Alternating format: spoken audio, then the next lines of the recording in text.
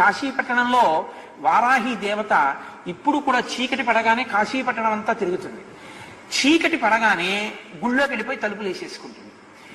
అందుకే సూర్యోదయం అయితే ఇంకా వారాహి దర్శనం ఉండదు కాశీలో, మనం చూడలేం కూడా. ఆ వారాహి యొక్క స్వరూపాన్ని దగ్గరగా నిలబడి చూడడానికి ఎవరికి ధైర్యం సరిపోదు. అందుకని ఏం చేస్తారంటే వారాహి దేవాలయం పైకప్పెక్కి సూర్యోదయానికి పూర్వమే పైన కన్నాలు ఉంటాయి, ఆ కన్నాల్లోంచి చూడాలి వారాహిని. కన్నాల్లోంచి చూసినందుకే ఉద్వేగం కలుగుతుంది.